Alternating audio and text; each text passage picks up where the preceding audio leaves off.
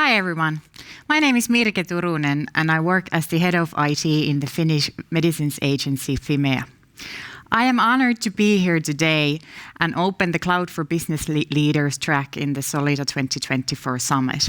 But before we go on the topic of today, a few words about myself.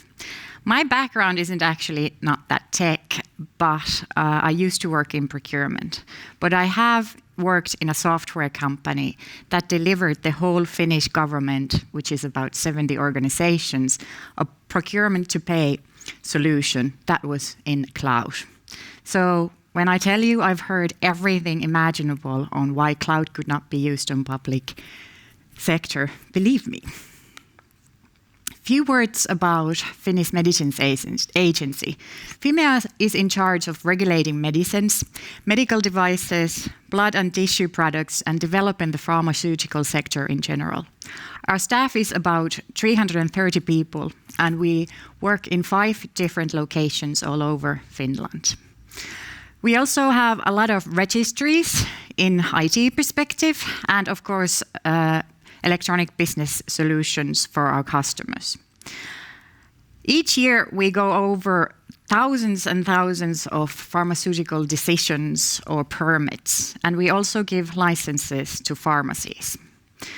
I have a staff of 11 people working for me, and as a government organization, you could say we are quite small.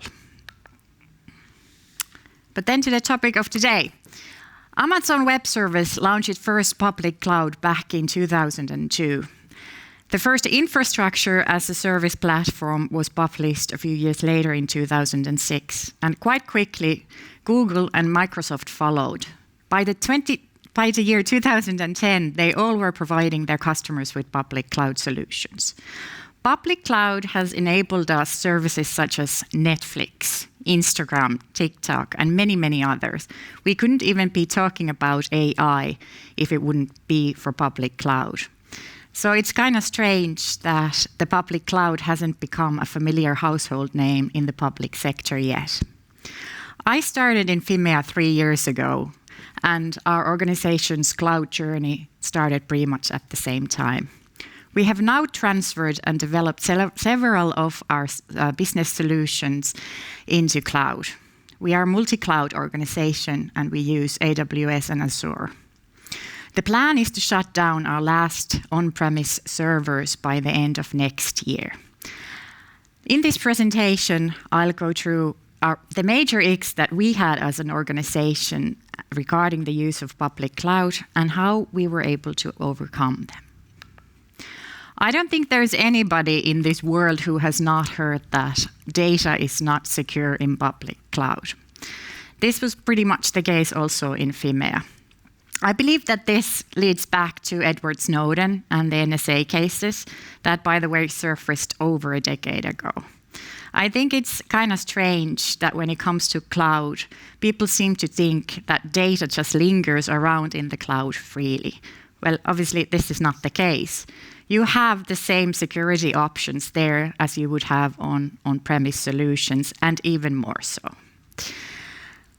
Many European organizations can also be worried about the fact that their data is not produced from EU because of GDPR.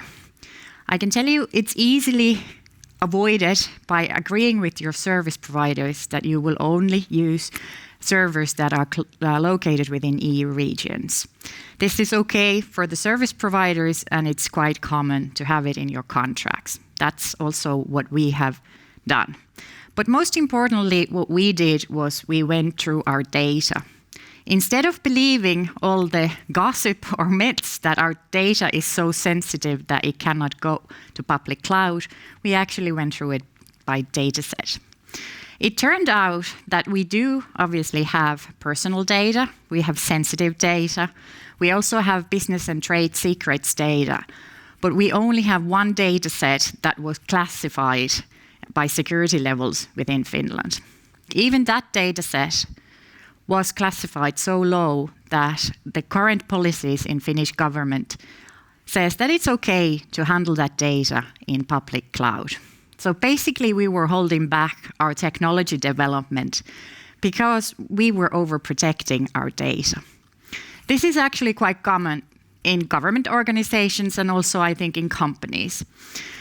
We tend to believe what we hear from the markets. If someone else has banned the use of public cloud based on data security, we might think that that applies us as well. Well, this is not always the case. We can't cut corners when it comes to classifying data. You really have to do the work yourself. And when you do it, you might be surprised that maybe you don't held down to the biggest national secrets in your organizations. That's what we learned in Fimea. It's also very strange to think that on-premise solutions would guarantee security to your data. There's no such thing as 100% security in nowadays. Cyber attackers and hackers are becoming more and more sophisticated in their work too. So you can't really rely on-premise anymore.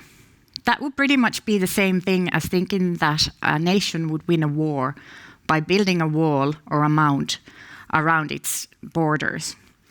It doesn't work like that today. It probably worked in the Middle Ages, but you have to think more smartly nowadays. In Finland, we've had 2 major data breach cases recently. They have both been on-premise solutions. And they have both been because of security breaches from the service providers. Another one of them was because a VPN connection was not updated regularly on the latest security updates. This is something that's easily avoidable when you transfer over to public cloud, as you will get security updates pretty much immediately after they are published. In Fimea, we also had a long tradition believing that as long as our data is hosted on-premise, it would be secure. We needed to update our servers and transfer them to another service providers. And during that time, we started to go through our whole hosting models. We found out that unfortunately our environment wasn't at the best possible level. Unfortunately, there had been breaches in our contract with our service provider, and there were a lot of issues with our firewalls and access controls, pretty much everything imaginable, and our data was actually not safe. This was one of the driving forces that led us eventually to public cloud. We realized that for us, it would be easier to monitor our data security when it would be on cloud. I would claim that tracking also abnormalities such as data leaks or breaches is a lot more easier when it's done on cloud, as you will have better access and visibility into your hosting service. You will also have to invest on your people. I would claim that one of the biggest obstacles in organizations' cloud journey is lack of knowledge and change resistance. It's completely okay to resist something that you are not aware of. Staff might be concerned that their knowledge that they've acquired throughout the years of business is going to be redundant if an organization changes to public cloud. So as an employer, you need to give your employees time to educate themselves. There's also a lot of these misconceptions that comes from the fact that there's not enough knowledge of the public cloud as it is. So also leaders need to educate themselves about public cloud. This is relatively easily done. In Fimea, we actually used the cloud servers educational platforms, which are mostly free to use. And our staff became more and more interested in cloud development. They soon realized that they are able to update their skills and stay also relevant in the employment markets in the future. My people also became a lot happier. It's also more interesting when you have the opportunity to browse through the latest technologies instead of just thinking about all the ways that things have been done since the early days in IT. By educating yourself and your whole organization, I'm pretty sure that all of the threats that you have faced regarding public cloud will also disappear, and they may become opportunities. Few words about money. I can't obviously say that transferring to cloud would be a free ride. That's not the case. You will, of course, have to invest in the beginning of your journey. But you will soon notice that the break-even point to getting back your costs will come back to you quite quickly. We did some of our cloud journey by transferring some solutions into public cloud, and then we built others natively into cloud. We picked carefully our partners to do this. Solida was one of them in our AWS cloud journey. And they helped us to start working with cloud more efficiently. Solida is also doing our hosting at the moment. It is cheaper to build cloud-native solution than it is to transfer, I'll tell you that. But no matter what way you'll do it, you will start immediately get cost reductions from the hosting costs. The pay-as-you-go options and the scalability that cloud offers is truly something that makes a big difference from the get-go. But that's not the only way to save money when it comes to public cloud. We've had a bunch of indirect cost savings during our cloud journey. First of all, we really don't have any more downtime in our solution or systems. So this means that our employees can really work throughout the day without any interruptions based on IT. The second thing that we noticed, that when we are tendering our solution, we get far more tenders from the offerers. Quite many companies have said to us that they would not bid if we would demand on-premise solution development from them. It's not that interesting for coders anymore, and they really don't want to be keeping up skills that are not necessarily needed in the future. The daily rates for our developers have gone down since we switched over to the public cloud solutions. Then we also get cost reductions from technologies such as low-code, which we couldn't use if we wouldn't be in public cloud. Previously, setting up a registry in Fimea could have cost somewhere between 1.5 to 2 million euros and take 1 to 2 years to develop. But within last year, we were able to create a registry in 6 months and under 250,000 euros. So the initial investments have really paid off already to us at this stage. Another thing that you can't use without public cloud would be AI. Everybody's talking about it at the moment and trying to find relevant use cases. But not many people are thinking that unless you are in cloud, it's very expensive to set up AI and to run it. We are in that happy position that we currently can explore how AI can help us. There's few ways. First of all, we are going over discussions with Solida and our cloud service provider, AWS, on how we could reduce the cost of our DevOps when it comes to the solutions that are in cloud, as there are several AI assistance tools that the developers can use in the maintenance work. Another way that we are trying to figure out how AI could benefit us is to see what kind of components we could actually have in our solutions. We work basically based on texts, so AI can go through them and map them, triage cases, and so on, far more quicker than any human can. We also took Copilot M365 into pilot use early this year, and we are looking forward to seeing the results. How does it help and assist our employees in their everyday work? None of this would be possible if we would be still on-prem. Here's a summary of my presentation today and what you should do in order to get what we have gotten. First of all, you need to obviously classify your data. You need to know it so you won't overprotect it. So you can have scaled measures and reasonable cost when you start to do your development work. You need to educate yourself to do this, and you should also educate your staff. This will for sure reduce the amount of change resistance within you and your organization. You can't skip data protection documentation. You need to write your risk assessment papers and do all of that work. You can always get help for that if you need. We did that in Fimea.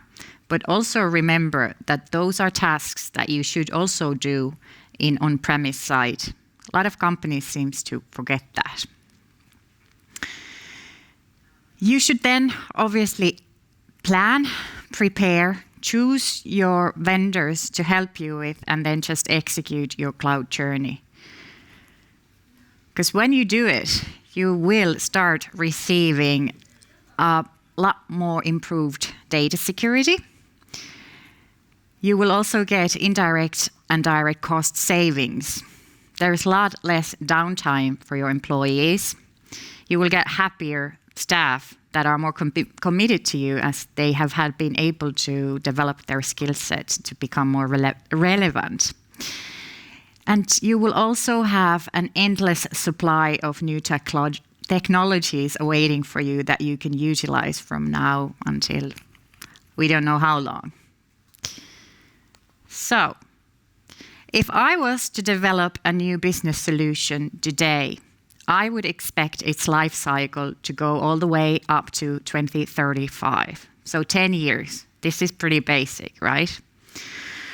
As the decision maker, you have the power to choose whether you will continue developing in on-premise or whether you would do your leap to public cloud. But your decision really is a lot bigger than that, and it's going to have a bigger impact than just one solution. When you think about it, if the business decision makers back in 2010 would have not decided to start using cloud, would we have services like Netflix today? Could we have facial recognition? Could we have electronic receipts? Could we have AI? We wouldn't. So, by making your decision, you can either deny you and your organization and staff access to latest technology, or you can deny it for several years. Even in worst case scenarios, you can be holding back the markets if you require them to supply to you services that are not relevant anymore, if they need to develop into on-premise, which is really the technology from the past. I don't know about you, but me, as an employee for the Finnish government, I don't want to be doing that. I don't want to be holding back our markets or my staff even, or the opportunities that we have for cost savings and data security. I can also do changes and enable our organization to have all of the good things that come with public cloud now. Thank you for listening. Make great choices and enjoy the rest of your summit.